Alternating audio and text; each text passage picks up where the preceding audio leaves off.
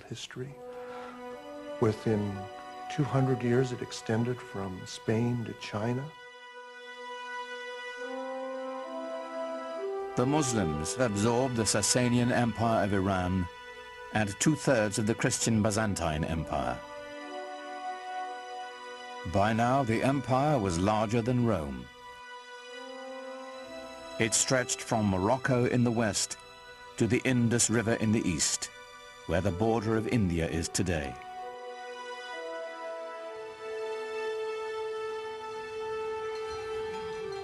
How had it happened that so small an army could conquer an area so large, so fast, so easily?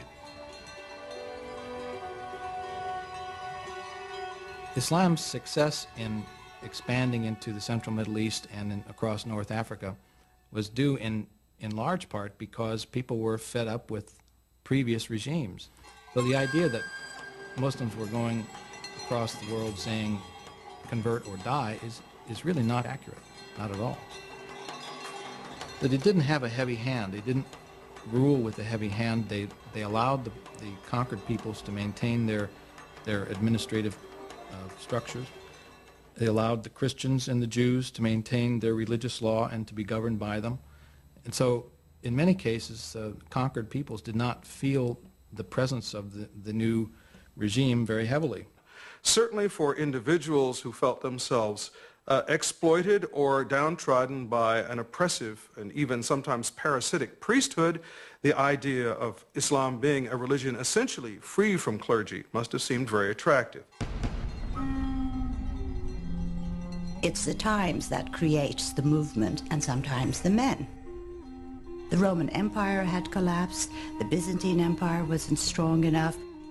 There was a need for a new vision, a new way of looking into life.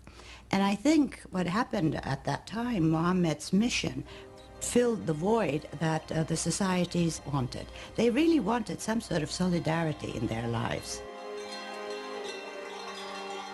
The lessons of the Quran, so successful for the Muslims in Medina and Mecca, were playing out on a global scale.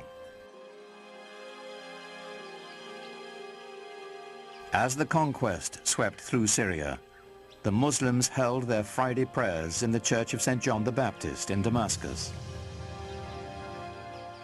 allowing its Christian congregation to continue their services on Sunday. Side by side, the two faiths shared the same building, in peace.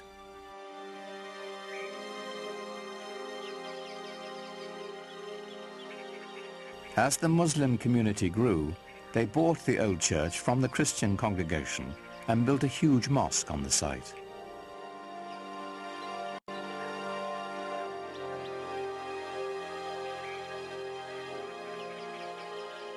With Byzantine artisans, they decorated it with golden mosaics of an Islamic paradise.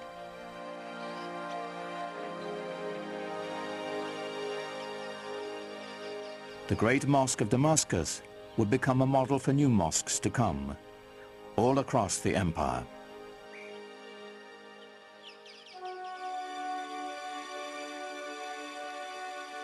The Arabs transformed their conquered lands, maintaining, improving, or expanding the infrastructure. In Tunisia, building on Roman ruins, they devised an ingenious system of water purification, using gravity to separate fresh water from sediments. Part of this system were these two enormous basins that they built outside the city walls. The clean fresh water would flow over into the larger basin, where it would then be distributed by pipes to the city. This is, hundreds of years before anyone in Europe ever thought of having running water.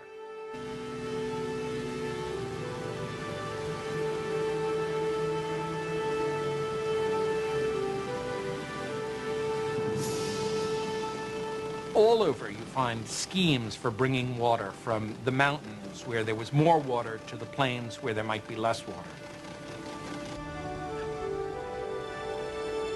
They resurrected elaborate irrigation systems, filling the old stone aqueducts with precious water.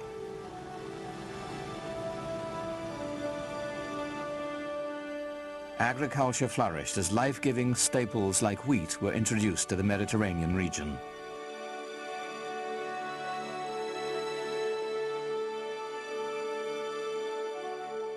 But Muslims saved their most monumental feat for the holy city of Jerusalem. Islam's first great work of art is the Dome of the Rock.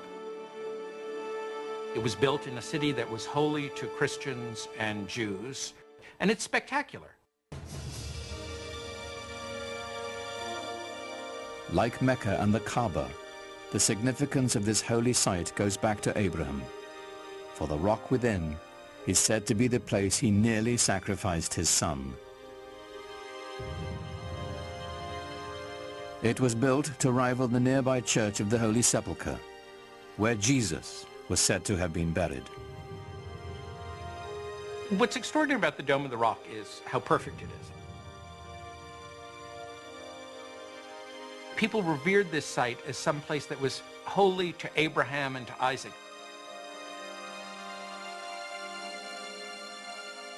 Imagine, if you will, these new guys coming in and taking over this piece of prime real estate and building a new building for a new religion that sits on top of a mountain and sparkles and glitters in the sunlight for everyone to see. This is not something that a fly-by-night. This is something big and important. Islam has come to stay. In just 100 years, Muhammad's vision had transformed the spiritual and political map of the world, and his followers had established an empire larger than Rome.